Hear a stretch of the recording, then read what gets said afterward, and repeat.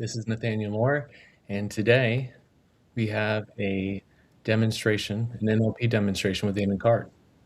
Damon is going to be teaching sensory acuity, which is an NLP skill set. He's going to be doing that through a demonstration, through some lessons along the way, along with answering your questions, time permitted. We're about to bring Damon on for his demonstration, along with Jeremy King, which he's also a coach that's training with us in the Ultimate NLP Practitioner. For those of you that are NLP practitioners inside of the Ultimate NLP Practitioner, what we're going to do is we're going to share with you a special link. I want to encourage you to ask your questions there. That will ensure that all your fellow students benefit from your questions. Then everyone else, of course, will do our best to make sure we answer your questions as well. So Damon, Jeremy, hey guys. Hello. Hello. All right. Well, it seems like most people here already have the right idea about sensory acuity. It's really about broadening your range of communication to receive communication that is more than just the words that we use. We can lie with our words. You can ask me, how am I doing? And I can be feeling terrible inside, and I can say, I'm doing great, right? We can do that with words. We can't do that with our nonverbal communication. Our nonverbal communication speaks the truth. Now, the other side of that is that our nonverbal communication is not going to be as specific as words could be, but they are always aligned. They're always congruent with how we're feeling. So what we want to do is, especially in the early stages of practicing sensory acuity, we don't want to try to interpret so much what is happening for the other person. It's more so receiving the communication. I think it's a huge mistake that a lot of people make right from the beginning, especially when they start in an NLP training. What they try to do is they try to read the person's mind, and they try to draw conclusions about what they're seeing, what they're hearing. Oh, this person must be thinking this or thinking that, or they must be sad, or they must be happy. This is closing off your reception to nonverbal communication when you do this. You are trying to judge the person, and when we judge, that closes our ability, that narrows and closes our ability to receive that communication. So we don't want to do that. Now, what also people do, and I'm also speaking from personal experience, that's how I know this, they tend to stress themselves out about it. Oh, I'm just not seeing it, I'm just not hearing it, and they get really intense about it. And this, again, will cut off your reception to that communication. So what I always tell students is it's more important that you're looking and listening than you are properly interpreting what the person is thinking or feeling. So again, this is not mind reading. You are not trying to know the person's thoughts. You're just receiving that nonverbal communication. This is great for building rapport, because what you're doing is you're giving this person so much more attention than just listening to their words. In a lot of cases, people are barely even listening to words. They're often thinking, they have their own inner monologue, thinking about what they want to say, or thinking about other things that they want to do. And so there's not a good communication going on between two people who are doing that. So when you're opening up your sensory acuity and you're calibrating people, you are basically really opening up your senses. You're not judging, you're not trying to draw conclusions. You're just receiving the information. Now, as a result of that, you will start to build intuitions about the person. Now, again, when you're in the early stages of this, don't expect that to happen. Just do this repeatedly, where you're just absorbing, receiving the communication. If you don't see anything, you don't hear anything, that's fine. Now, when I was doing this every single day, I was keeping a journal. And I did have practice partners, but I also did this on everybody that I would meet. Like one day I would just listen for a person's breathing. The next day I would watch for the person's breathing, watching their shoulders go up and down. Then I might look at skin tone. Then I might look at eye movements. So don't try to do this all at once either. It's going to break your brain to try to do it all at once, especially in the early stages. So again, we're not judging people. We're not stressing over this. Make this fun. Don't be so concerned about trying to get it right. If you think about if you've ever learned a second language or attempted to learn a second language, you're not supposed to understand a language right away. You just want to absorb it. And so that's what we're doing with nonverbal communication. All right, Jeremy, thank you for volunteering. You're Now, welcome. Let me go. all right. I've never worked with Jeremy before. I have no idea how much he gives off, how much his nonverbal communication is going to be obvious or not. So what we want to do is we just want to find out what's going to happen here. So I've come up with a little exercises that are probably very similar to what you will find in the Ultimate Practitioner. Very basic sensory acuity and calibration exercises. So Jeremy, we're going to call something experience A and experience B. Experience A, I want you to choose a recent experience that was very pleasant. And then for experience B, I want you to choose a recent experience that was unpleasant, but I also don't want you to choose like a level 10 unpleasant. I don't want you to go into any sort of pain. I don't want you to crash or go into a bad mood or anything like that. Just enough to kind of taste the poison of it, and that's it. So I'm going to give you all the instructions of what we're going to do first, and then we'll go ahead and do it. So Jeremy's going to choose an experience A, a pleasant experience, experience B, an unpleasant experience. Then I'm going to have him think about experience A, the pleasant experience, and we're going to spend a few moments just observing him and just noticing what we notice, okay? And because we don't really know what we're looking for specifically, because we don't know what nonverbal communication he's going to give off, we want to be as open as possible to seeing whatever we see, okay?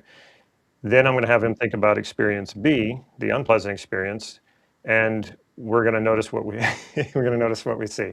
So, and this all being said, Jeremy, I just want you to be as natural as you can possibly be. I don't want you to try to give us hints or clues based Yeah. on like what you just. I know you were joking around just now, but and I also don't want you to try to poker face it either because that's going to make it very difficult for us. So it's just however it comes naturally. So we're going to calibrate on A, we're going to calibrate on B, and then I'm going to have him choose one, not telling us, and then we're going to see if we can get it right, which one he's going into.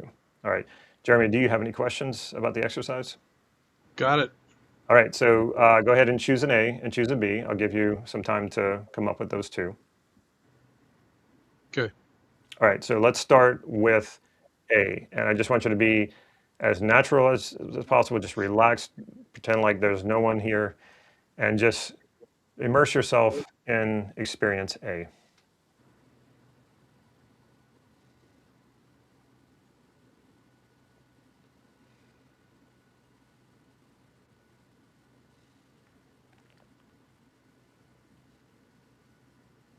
And go ahead and relax. And what did you have for breakfast this morning? Noodles. Noodles. Interesting. All right, now go ahead and immerse yourself in experience B.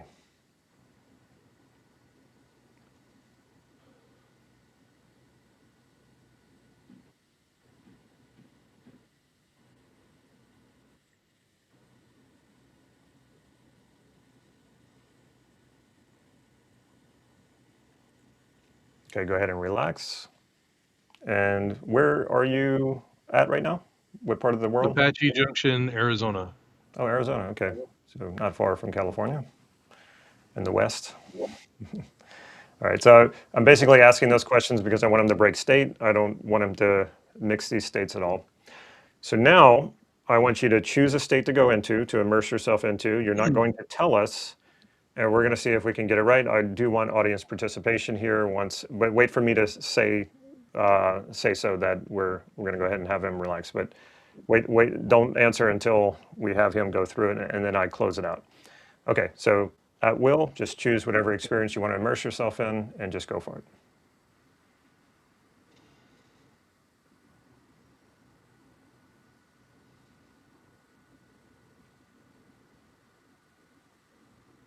Okay, let's go ahead and relax. To me, it was pretty obvious. What does everybody think? Was it experience A or experience B that he went into?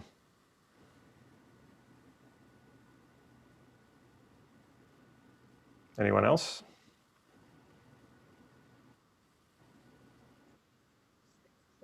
Yeah, I know there's a bit of a delay here. Okay, so now someone said anger. So that's what we don't want to do. We don't actually know if he's angry about this. That would be more mind reading, okay? All we want to do is we want to calibrate to which experience he experienced. And I think it was pretty obvious, and I think everyone who I've seen so far has gotten it right. Oh, I think so. Well, we have to check with Jeremy to know for sure. Yes, it was. Yeah. That's what I chose as well. Now, what did you see? And I'm asking the audience here. What did you see that let you know that it was experience B?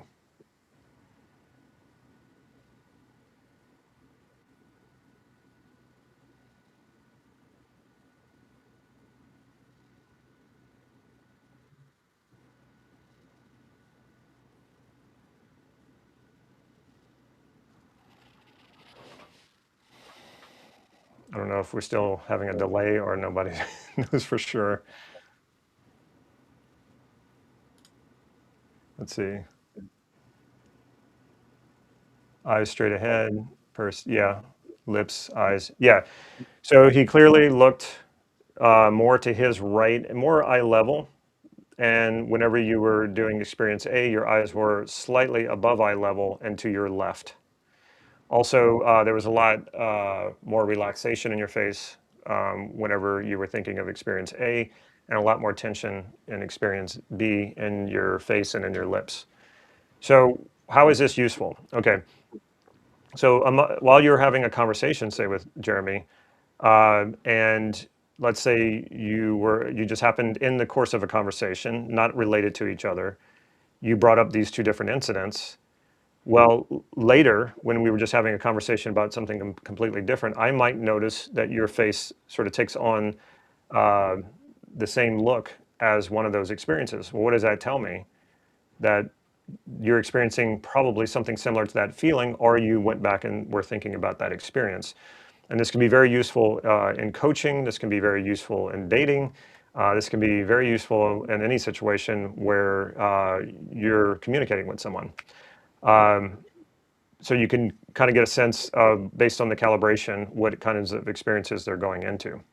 Uh, and if I were, say, in sales, and I noticed Jeremy went into that unpleasant experience without even saying anything, with no words spoken about it, I might then want to move him out of that into something more positive. I might say, Jeremy, you remember you were telling me about that really pleasant experience you were having. I have a question about that. And immediately he's going to, in order to answer the question or to get ready to answer my question, he's going to have to go into that more positive experience. If I'm wanting to sell him on something, well, naturally I want him in a more positive experience with me. The same thing could be so for dating.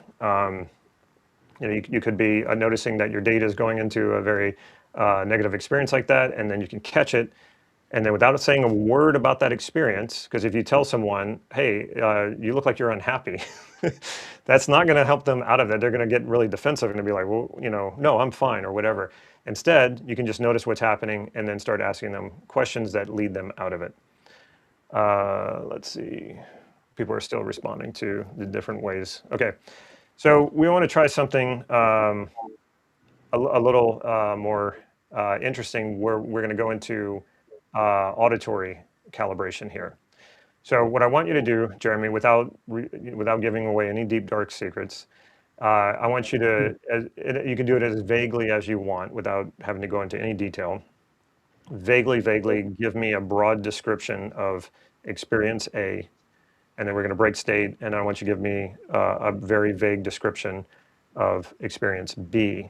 Now, what we're doing is we don't want to look so much at what we see visually, though that's going to be hard to shut off after what we've already done.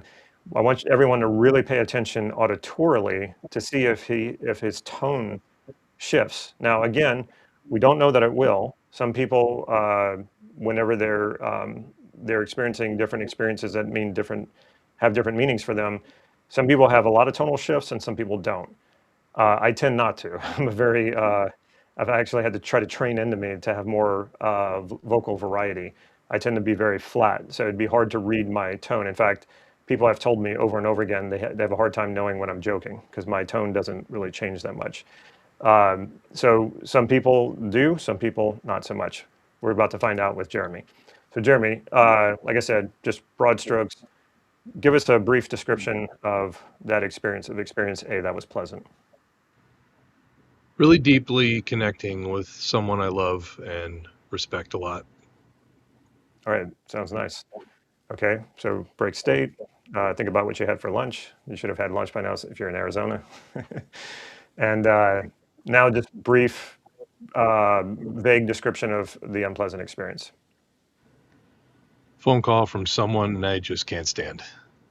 Okay, so I could pick up some of the auditory differences. It wasn't just tone, there was something else going on there, but I don't want to say what it was. Okay, so we're going to go ahead and break state out of that. Now, here's what I want you to do. I want you to choose one of the experiences, just like you did last time, without telling us what it is.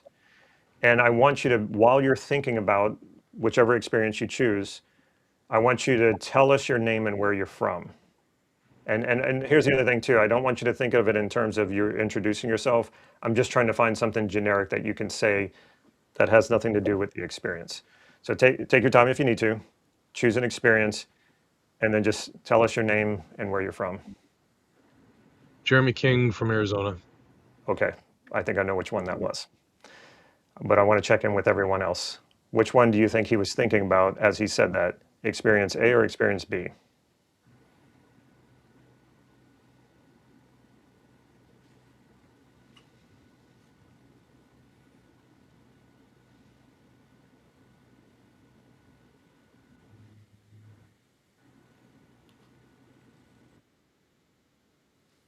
Okay, we have two people who say experience B.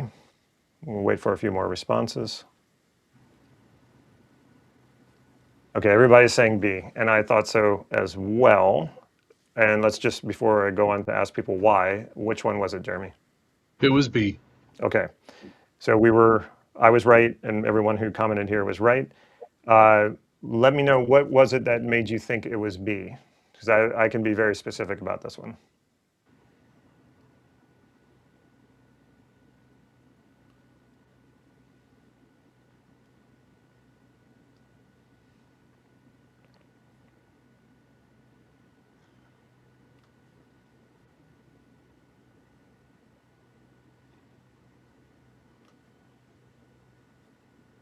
Looks like you have some fans already.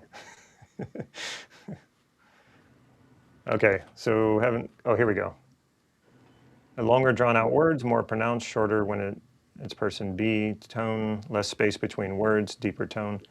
So I'm not sure sometimes which people are referring to. So what I got from the pleasant experience, your voice was deeper, more resonant.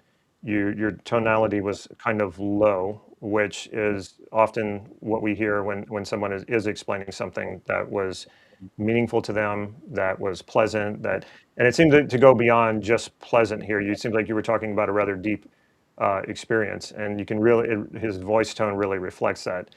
The unpleasant experience, it seemed like the words were very short, very choppy, what I call staccato, whereas experience A was more melodic, and it didn't have that deep resonance. It seemed like the pitch was like not high, but in the middle, but it didn't have that deep resonance to it, and it was short, and it seemed like less. So this is one thing, typically whenever someone is explaining something while they're not feeling good or not happy about something, it's almost like they don't want to put as much oxygen into their words. It's like they kind of just want to boom, boom, boom, just kind of like put them out there. So that's what I picked up from you. Okay, you're turning out to be a really good subject for this, so it all worked out. Sometimes people are really hard to read. I'm Now, learning a lot about myself just now through all this too, so that's been fun. oh, good, good, good, good. Now, Jeremy, I know you're you're at least in our NLP practitioner program. Are you in our self-concept program as well? Not yet. Okay, so I want to now show how I use this in coaching more. When I'm working with a client. So one of the things after I do a values elicitation, I also want to know, in order to model a certain solid quality that a person believes in, so that we can use it as a map.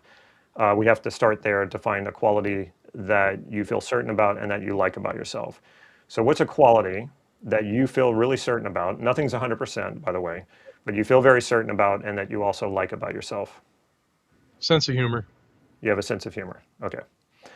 All right. So if I just come out of the blue and say, Jeremy, do you have a good sense of humor? Oh yeah. Okay. So notice how congruent he was. He just nods and it's all very synchronized. He's just like, oh yeah. Okay.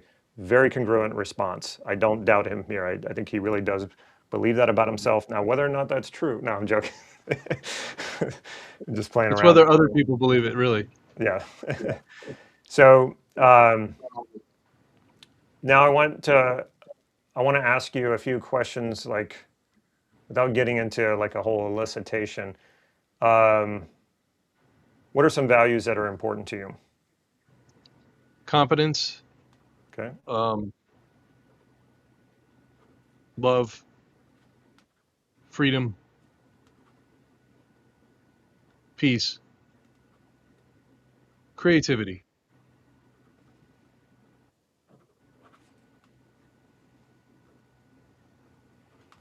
Now, I might ask you some that you didn't list.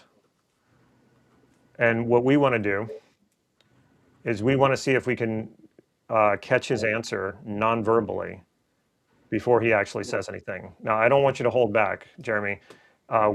This is going to test our ability to capture this very quickly.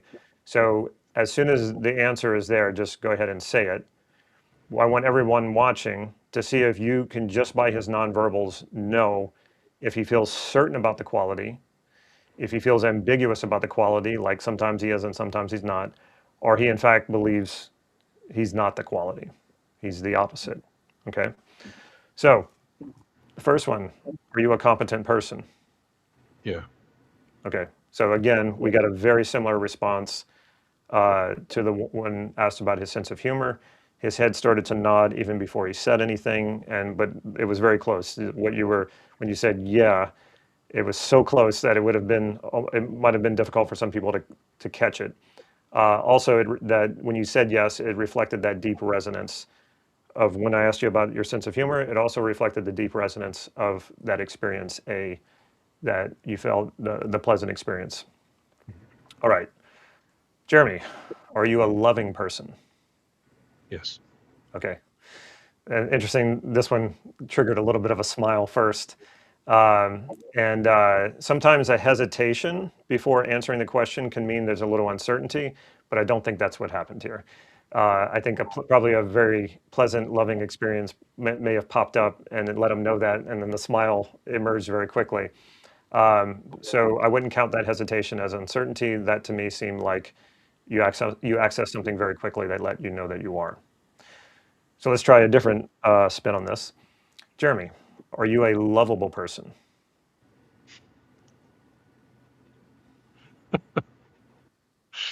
I think so. Okay, now this is one of those ones with some hesitation. A lot of times when people look away, they're checking other information. They're trying to find, is there verification here? And then even, I caught that beforehand. There's some uncertainty here. And then even his verbal answer reflected that. I think I am. So that means that it's up for discussion, or he's not fully validating it for himself. It was interesting. Okay. Jeremy, are you at peace? Mostly. Yeah, I see kind of a long hesitation. He's having to think it through. He's searching for the information. And what that told me too, I was like, right away, this is ambiguous because you're kind of bouncing back from experiences that are telling you you are and experiences that are like, well, maybe not so much. So that was obvious to me that it was ambiguous. Jeremy, are you an authentic person? Oh, yeah. Okay, I mean, that to me was so obvious before you said anything. And then of course he did his typical nod his head. The word comes slightly after he starts to nod, and it's always a very deep, resonant yeah or oh yeah. So very obvious there as well. Jeremy, are you a creative person? Oh, yeah. Okay, once again, this time very similar to being loving, the smile popped up.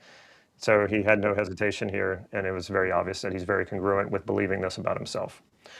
All right, Jeremy, one more. Are you a successful person? Working on it. Yeah, you see, I could see the ambiguity there. That was pretty obvious. He's searching for the information, a little laughter comes up with it. That tells me he probably does value success, and he doesn't feel like he's quite where he wants to be, but that's okay.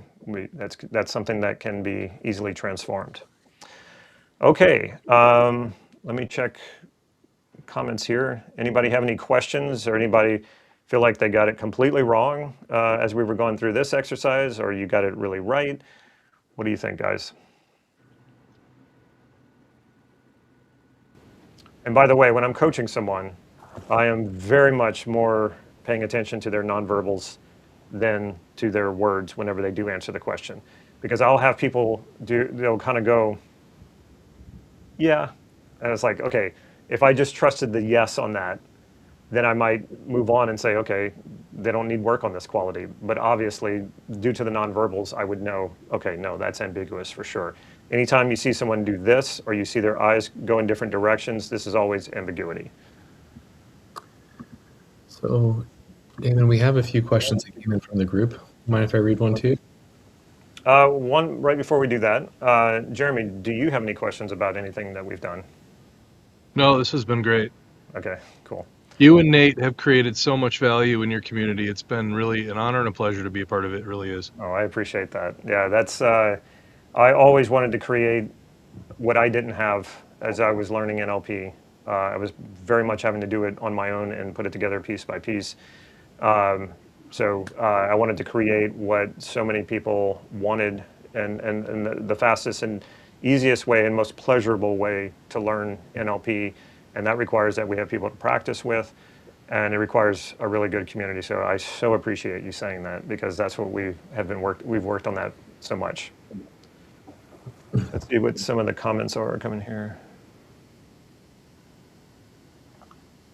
Okay. All right, let's go for the questions. All right. So we have a question around makeup. All right. So I'm gonna throw one at you here. So how do you calibrate someone when they have heavy makeup for visual cues? Yeah, so the only thing that makeup might do is just kind of block out the skin tone changes. That's just one of many things we can be watching and listening for. So I've even had times where, I'm just talking to somebody on the phone, so all I have is their voice to go on. So you take what you can use, what is available to you. So you don't want to think, oh, this person has makeup, I can't do this. That's not how we want to do this. You still have their voice tone, you have their gestures, their breathing. You still can see tension in the face, regardless if there's makeup. Makeup doesn't cover up tension or relaxation in the face. You've got eye movements, right? You've got so much to work with. So you don't ever want to think that just because one or two things are not available to you, that you can't do this. You just use what you have. How do you practice visual sensory acuity without feeling like you're staring? Without feeling like you're staring?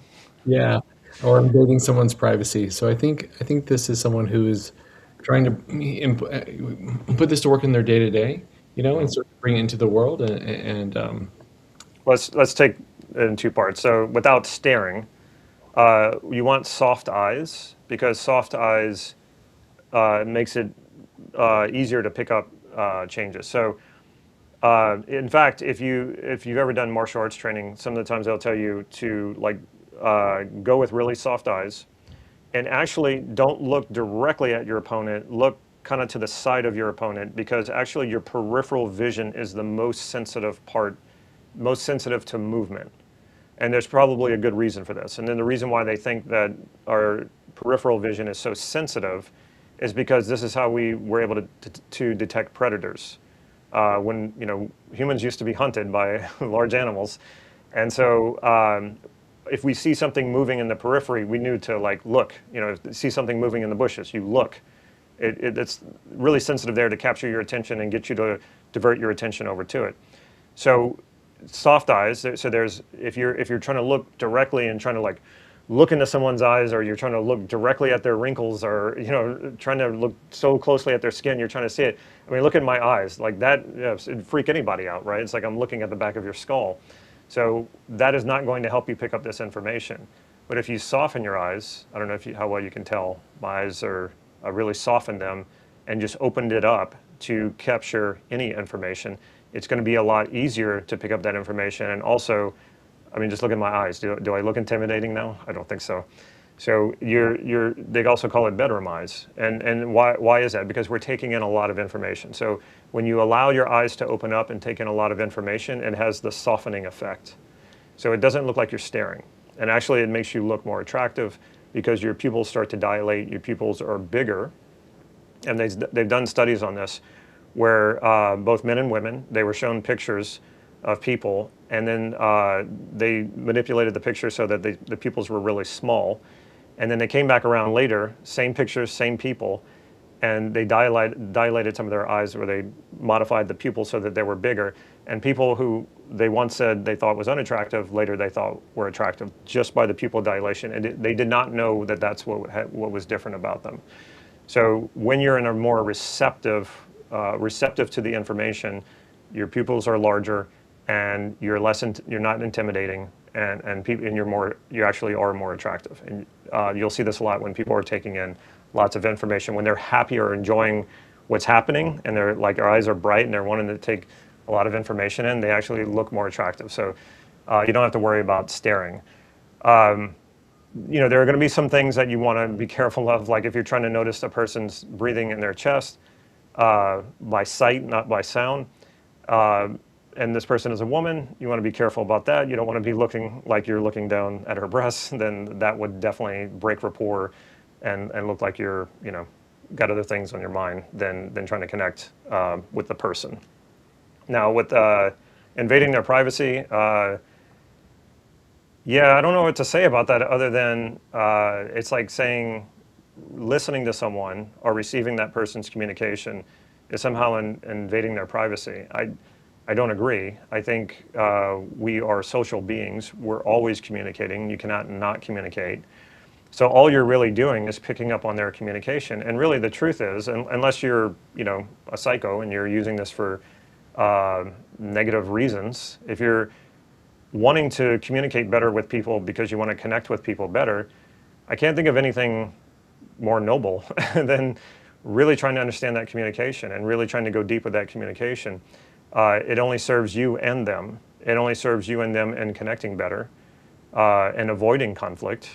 So I don't see that at all as invading someone's privacy. I see it as that's the highest respect you can give to someone, is to really listen to them, not just with your ears, but with your eyes as well. Well said. So this next one here is, how would you casually get someone to provide a positive and negative state in a conversation to learn where they're at? Well, I mean, it's all going to depend on context.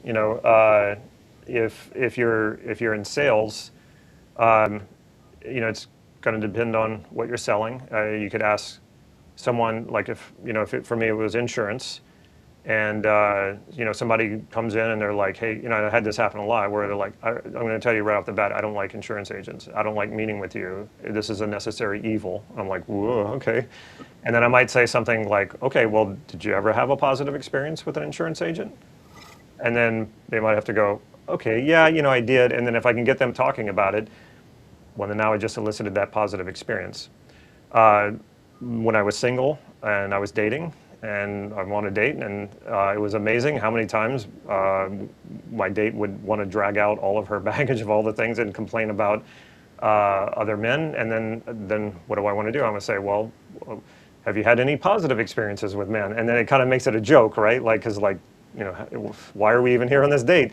And that'll usually make them laugh, and they'll say, yeah, the best dates I've been on are this. And so now we're bringing it back to a more positive place. When I'm coaching people, I guess I'm a little more direct, and because I can be. You're paying me to lead you and guide you and coach you. So if we're going in the wrong direction, and I'm just going to elicit, I'm always listening what the person wants. And what happens a lot, not as much anymore, but it used to happen a lot. My first meeting with anyone, the very first coaching session, I always ask the question, what do you want? That's the way I start every session, first session. And a lot of time people will tell me what they don't want. So they're telling me what they're focused on. They're focused on what they don't want. And a lot of times this is part of the problem. They actually don't really have a sense of what they want. Very hard to get what you want if you don't have a sense of it, or you can't see it in your mind. So after telling me everything that they don't want, I'll say, well, what do you want instead? And I'm going to calibrate that as well, so I know they're in the right place. Later when we're coaching, if I notice that I'm calibrating them and they're not in that state, I know they're not focused on where we need to be. And so then I'll start asking questions to elicit that response, to get them where I want to be, want them to be. All right. All right. Other questions? Yeah, actually there are.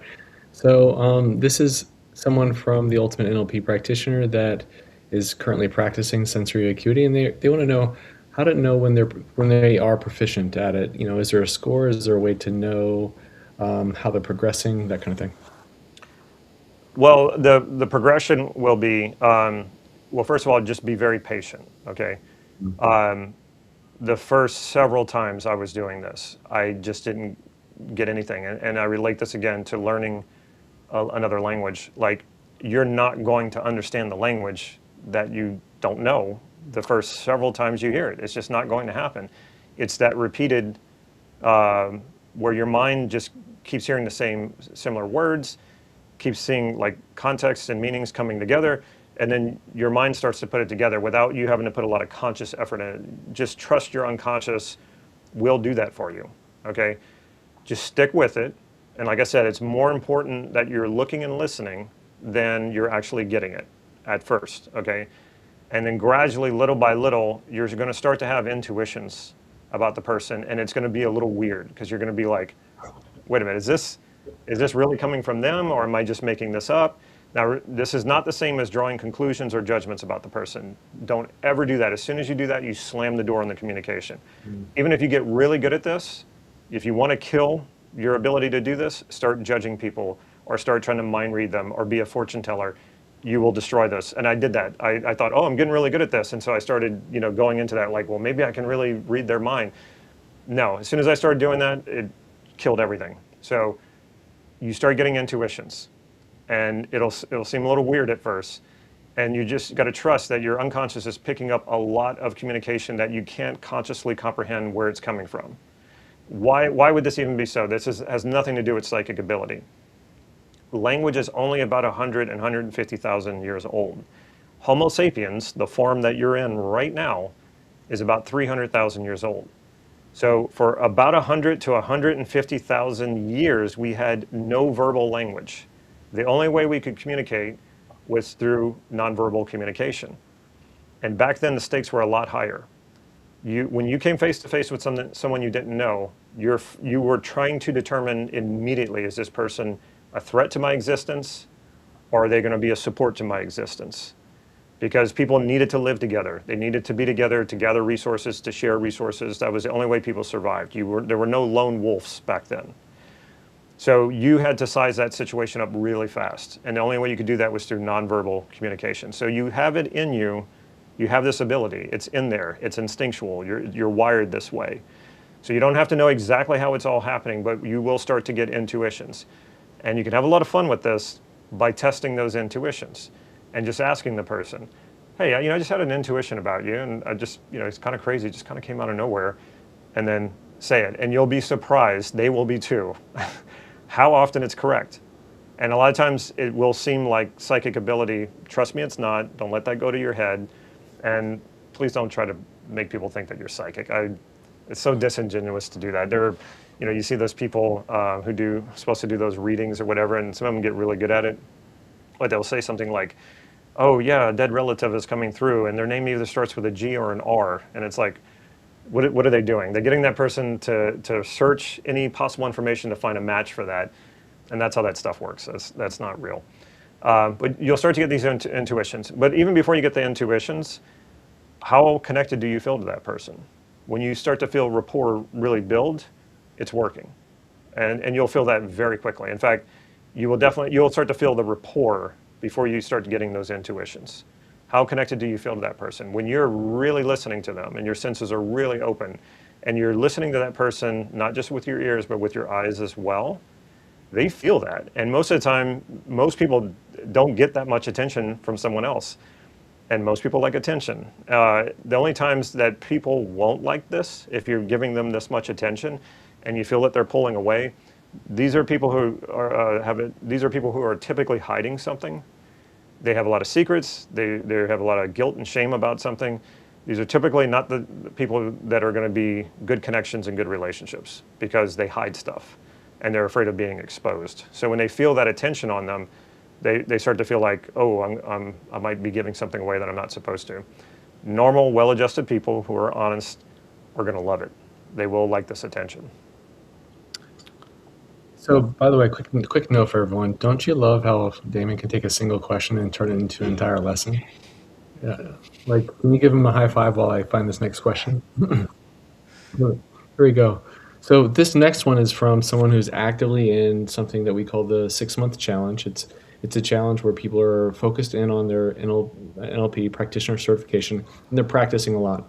Now, this specific practitioner is doing a lot of online practice, and she was looking for any kind of tips from Damon on observing breathing online, like how someone's breathing or anything like that, to become really good at this online and have it translate offline as well.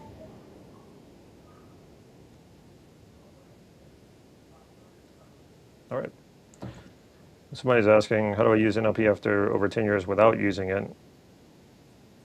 Oh, that was a question? I thought you were just introducing. Sorry, so I went from introducing the situation. How if someone's practicing a lot online, what do you have any tips for that person as far as like noticing how someone's breathing or the nuances of online versus offline? I don't really think it's that different. I mean, there's some obvious differences. You're not in the person's presence. The main difference would be that you can't test it through physical calibration, which is something that I would do a lot of in my practice groups. We could have repeated the same experiment with Jeremy, but put your hands on his back and then tell him, choose an experience. And one of the things you're going to feel when you have your hands on their back, you will feel shifts in breathing. Sometimes you'll even feel a shift in temperature on their back. You can even feel shifts in the tension in the muscles in their back. So there's this kinesthetic, tactile calibration that you can do. However, I have coached people in person and I don't touch them. So this would be, maybe in someone who you're intimately involved with, you might be able to pick up more on this sort of tactile kinesthetic calibration. Maybe your kids, if your kids are young and they're on your lap, or it's normal to hold hands with your kids, you might be able to feel the tension or relaxation in their hands. That's really the only difference. I found it's pretty much the same when you're online versus not. One of the things that I would do, and as part of our sensory acuity and calibration training, where you go look at videos and while people are being interviewed and you start calibrating them. So I would turn the sound off of these videos and I would just watch the person. It's typically an interview, and the person being interviewed is going through a range of feelings as they're describing or answering a question. And I would notice skin tone changes and breathing differences. And it's a lot easier to do this when you turn the sound off because you're not being pulled into whatever the conversation is. But I don't find it to be that different online versus in person. Okay, that's great. So I have a few other questions from your community members, right? And so I wanted, do you want to answer those? They're not around sensory acuity, but That's that fine. Yeah. that's good. All right. So, can the self-image include physical changes like being fit or toned when doing the swish pattern?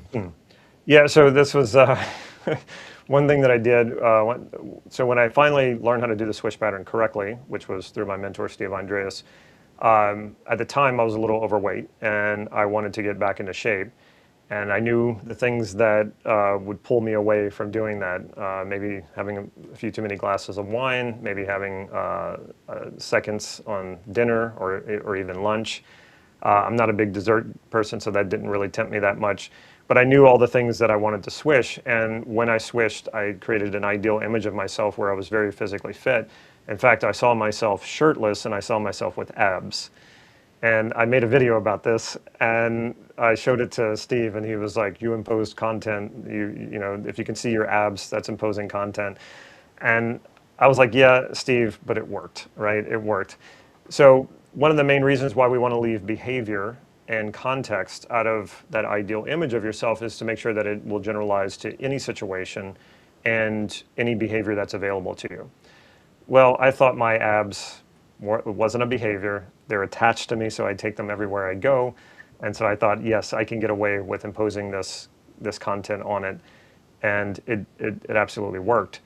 So if you want to be a purist about it, you would leave out all content and you would leave out all context. So you would just see yourself maybe like head to shoulders. And even with your shoulders and maybe your chest, like the upper chest, or even your neck, you can kind of see, or even the face would be rather slender, maybe even kind of toned with a little bit of muscle. You can kind of add that stuff in there. And if you're not including behavior and you're not including context, and this is about getting physically fit and avoiding eating bad things or avoiding procrastination when you want to exercise, you can go ahead and give yourself some abs. And then if it's not working, then go ahead and take the abs out. But I don't think the abs are going to hurt you. But Steve was a stickler for detail. This next one is how can I use NLP to stay resourceful and handle conflict when conversations get uncomfortable? I mean, where do we start? Maintaining your state, staying grounded. I mean, we do a lot of this in NLP. In fact, most of what NLP was about, I don't want to say new code NLP, but this is also, I would still call it early days of NLP. This is like in the 1980s. NLP was very state-based. So we have, so many different like anchors and circle of excellence and all that. And these things I don't really use too much anymore because I find beliefs to be much more stable. So when you are transforming beliefs about yourself into the beliefs that you value, qualities that you want to have, like authenticity, happiness, joy, passion, when you are living those beliefs because you truly believe them and they're self-fulfilling prophecies, your ability to handle uncomfortable situations goes way up. The reason for that is when you are aligned with your values, your self-esteem goes up. And when you truly believe you are those values, your self-esteem goes up and stabilizes. It's very, very stable and very resilient. So somebody can say something mean about you, it might sting, but you don't lose that grounding. You know who you are, you feel very solid in your sense of self. And so no matter what happens, you're going to be fine. So I think we can go on and on about states and anchoring and all that. And I think if you want to be an NLP practitioner, you should absolutely learn those things, practice them, understand why they work, and then move on to transforming beliefs about yourself. Your beliefs about who you are, your identity, that is the highest leverage point for the most transformative change and lasting change because you take you wherever you go. Great. This next one is from somebody who used to practice NLP and they haven't in 10 years. And they're asking the best path to, developing the skill set again. I mean, it's not going to be any different than when you first did it. And so the way we have it set up in the Ultimate Practitioner, to me, that's what we have set up is the absolute best way to learn. It's what I did not have. I had to do this on my own by myself. But I did create a practice group even before I took my formal NLP training. What I learned about how to practice with a partner, with a group, we include that all in the community. So it's just a matter of getting in there and starting to do it. I took the NLP practitioner whenever I was a student. I took it 3 times with 3 different teachers. Master practitioner, the same thing. So what I would do is I would try to pretend as much as possible that I was a beginner all over again. A beginner with skill, a beginner with some knowledge, a beginner with, sometimes even though you haven't really done something before, for some reason you might be somewhat good at it, and it's probably because you had some other things that you were doing that were similar enough so that when you finally got to this new thing, you're actually pretty good at it, but you're still a beginner. That's kind of how it would feel like for me. And I wanted to keep having that sort of beginner mind, start over experience. And I've done this over and over with the self-concept model. I've run out of qualities to transform. I've read the book over 20 times, but every time I try to begin like I'm a beginner all over again, a beginner with some skills, a beginner with wisdom. So there's nothing wrong with starting all over again and just being a beginner as if you know nothing. And then some of it's going to start to kick in. If you had practice and you were, a full practitioner who could use NLP effectively, you have some muscle memory in there and that's going to kick in. But start off as a beginner, just start over again. And like I said, if you're looking for a way to do it, the ultimate practitioner is the step-by-step way that I would recommend anyone doing it, and you get the community of people to practice with, and you get coaches in there to support you when you have questions and you need help. Do you have time for any more? Let's go for another one. Okay. How do I use sensory acuity to uncover someone's true intentions? Well, again, it depends on how you mean that. You don't want to necessarily try to mind read, okay? I can tell you some experiences that I've had. So meta model is a great way to elicit from people what they're really after, what they really want. And you want to be calibrating them along the way. So there's a lot of stuff about an NLP where you can tell if someone's lying just by you ask them a question that should have a remembered answer and they look to their right and therefore they must be lying. That is not true. Don't ever place a judgment on someone that they're lying just because they look up and to the right. What they call visual constructed. Again, that's drawing a conclusion, that's being judgmental like I mentioned before, and then you close off all communication. Now, as you're talking to someone, if you notice a lot of incongruence in what they're saying versus what their body is doing, that's where you start to pick up on deception, okay? So, it's like a person saying, you ask them a question and they say, yes, okay? So the word's not matching the body, right? That's a little, I'm being purposefully a little obvious about that. It's not gonna be quite that obvious when people are incongruent. But like I was saying before, when I ask people if they were a particular quality and I see them go, and they go, yeah, okay. Everything is incongruent about that. These gestures, their tonality, yeah. Like that's not a certain solid congruent yes, okay. So word and body are not matching up. Now, does this mean a person is lying? Well, it depends on what you call lying, okay. Some people are gonna deliberately lie, all right? And when what they're saying there seems to be an incongruence in their body, like you're getting these kind of weird asymmetrical gestures, they might be intentionally lying to you, and you'll pick up on this. Some people, on the other hand, though, they're consciously telling you what they think is true because they want it to be true. But their unconscious is having to reconcile that it's not true, okay? That's like asking a person how much they weigh, and they want it to be true that they weigh a lot less, so that's what they tell you, and in their mind, they really have convinced themselves of that. But you can tell there's an incongruence, so their unconscious is having to reconcile it because it knows the number on your scale that morning. So there's a difference between a person deliberately lying to you and a person who is lying to themselves, basically. So they're not trying to deceive you, they've already deceived themselves, but it still comes out in the nonverbals. You'll see that incongruence. Now, I had a situation where when I was still in the insurance business, they had these people called consultants. They had no power over us, but they were definitely there to try to influence us to go along with whatever the company wanted. I was my own contractor. I was autonomous. I had to align to the rules of the bigger company, but there was lots of wiggle room. And then for that wiggle room, they would have these consultants try to move you in the direction that they wanted you to move you in. So I'm meeting with this consultant, and she's trying to move me in a different direction, and she's trying to sow a lot of doubt in my mind about a lot of things. And I had a feeling that she was telling me things that just weren't true. And I noticed that she had a little twitch in her eye as she was explaining this to me. And I was just, I'm picking it up. I'm not saying, oh, there's a twitch, there must be something. I'm just absorbing the information. Remember, like I'm not judging, I'm just absorbing the information. And so I was like, okay, well, that's an interesting story. And then in my mind, I'm like, I think she's full of shit. But anyway, so we move to a different topic. And then completely forgot about that other thing. And I just so happened to say, hey, you know that person? And there's another person in corporate, and she was like, yeah. And I said, well, he paid me a visit. And then I started explaining the whole experience, and I said, so to me, it was obvious he lied. And as soon as I said that word, her eye twitched again. And that revealed to me I had everything I needed to know.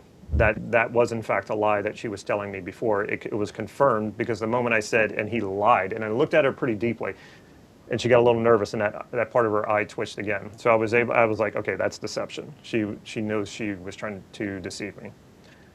So you combine it with good questions, and then you can test it by telling a story about someone else. That's always an easy one because they don't feel like you're directing it at them. All right, I have time for one more. Let's see here. I think you got him. All right. Well, yeah, I think so. Look at this. Okay, well, hey everybody. Those of you that are in the Ultimate NLP Practitioner and practicing and sharing your wins and asking questions, I want you to know that we see you and you're inspiring. All right, I want you to know that, and I want you to hear that from us. I want you to know that the greater you get at these skills, the better your life will be and those around you. And so thanks for all the hard work that you're doing. Damon, anything else before we wrap tonight? Somebody else is asking a question. How to form connections and keep them. That's a bigger discussion. And knowing what people value, knowing what they want, and finding whether or not you're aligned with that. That's how connections are formed. And yeah, I mean, that's basically by saying something like how do you keep them. Well, again, it's about staying in rapport. It's about staying aligned with people. And if you have a problem staying connected to people, that would be a problem that we'd have to go into and find out what's happening. So there's not like one blanket answer that I can just give you as to why, how to do that. But in general, connection is connection. How do we connect? We find common ground, common values. Even if we don't have the same criteria for our values, it's then about compatibility. How compatible are your values with that other person's values, or the way that you see things? Like one person might think of honesty as like you tell exactly the truth, no matter how brutally honest. So if someone says, how does my hair look? And you think it looks like shit, to you, honesty, it might be saying that. Whereas for other people, the criteria for honesty might be whatever's going to make that person feel good. So you got to understand whether or not, most of us value honesty, most of us value, happiness and joy, but is your criteria for that compatible with the other person? That's what you want to find out. Okay. All right, thank you everyone. I've had a lot of fun. I hope you have too. And if you want to keep these skills building, and learning NLP is the absolute best thing you could ever do for yourself. I can't even begin to explain how much this has changed my life. I started at 34 years old, and you can absolutely transform your life in midlife and start living your dream life, and it's never too late. So even if you're 80 years old and you're wanting to change your life, it is amazing what we can do when we get clear about what we want.